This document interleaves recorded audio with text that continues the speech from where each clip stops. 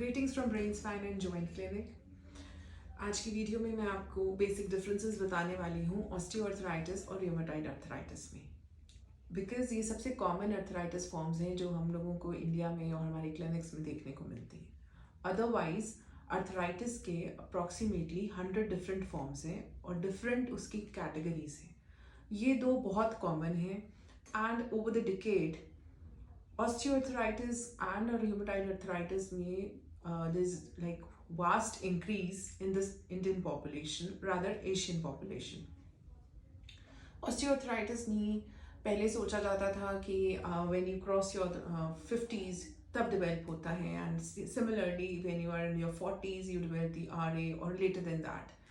But arthritis का अब कोई एज लिमिट नहीं रहा है. We have seen cases as early as in their late 20s और early 30s and there is no major difference between कि ये मेल में ज़्यादा है या फीमेल में ज़्यादा है.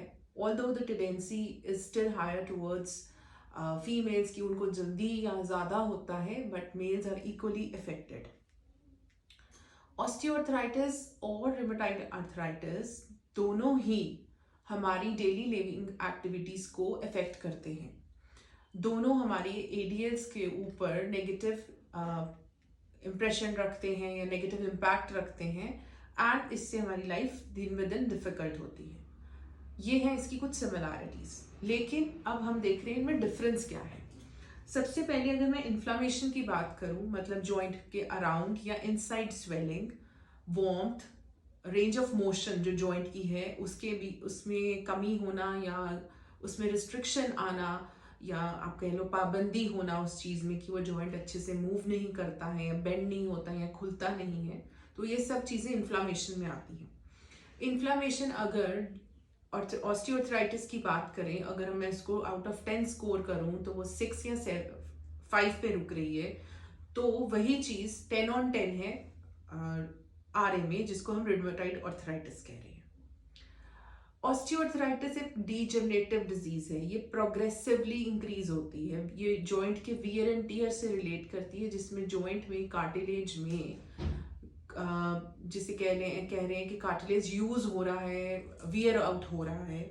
लेकिन रियोमेटॉइड अर्थराइटिस एक इन्फ्लेमेटरी डिजीज है, ऑटो इम्यून डिजीज है. सॉरी, ऑटो इम्यून डिजीजेस वो डिजीजेस होती हैं जिसमें आपका खुद का इम्यून सिस्टम, आपका खुद का डिफेंस सिस्टम अपनी ही बॉडी को खराब करता है, जिसमें आपको एक्सटर्नल फैक्टर्स की ज़रूरत नहीं है. ये हमारी बॉडी का ही एक एलिमेंट जो हमें हमारी ही बॉडी के अगेंस्ट वर्क करना शुरू कर देता है. सो ऑस्टियोआर्थराइटिस एक प्रोग्रेसिव डीजनरेटिव जॉइंट डिजीज है और आरए एक ऑटो इम्यून डिजीज है.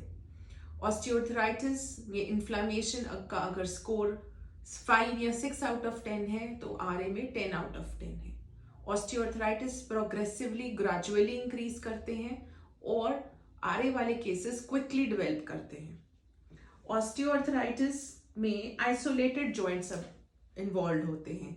For example, most common is the knee joint. तो नी जॉइंट के साथ आसपास वो ज़रूरी नहीं है कि वो किसी और जॉइंट को खराब करेगा, बट अगर अनट्रीटेड रहा, अनएड्रेस्ड रहा, तो yes, it can affect your hip, it can affect your spine, it can affect your ankle. And there is no symmetrical thing कि अगर मेरा राइट साइड इन्वॉल्व है तो लेफ्ट भी होगा ही होगा.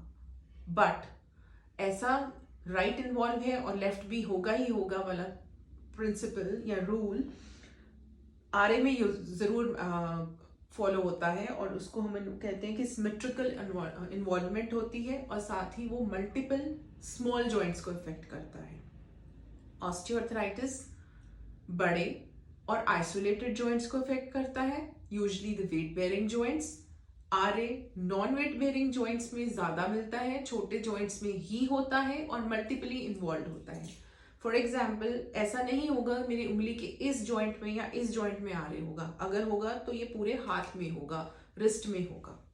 एंड ओवर द टाइम ये क्विकली डेवलप करता है, तो मुझे इसकी डिफॉर्मिटीज ज्यादा जल्दी दिखेंगी इन कंपैरिजन टू ऑस्टियोआर्थराइटिस, क्योंकि उसमें ग्रेजुअल चेंजेस हैं और इसमें क्विक और अर्ली चेंजेस दिखने को मिलते हैं.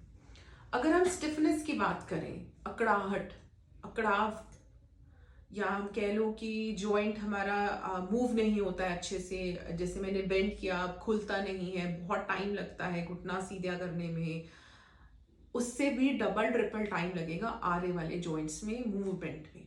स्टिफनेस भी अगर हम स्कोर करें आउट ऑफ 10, 5 और 6 ग्रेड किया जा सकता है ऑस्टियोआर्थराइटिस में, लेकिन वही रूमेटॉइड आर्थराइटिस या आरए में ये 10 on 10 रहेगा। सो ये है कुछ मेजर डिफरेंसेस कि ऑस्टियोआर्थराइटिस क्या है और रूमेटॉइड आर्थराइटिस क्या है।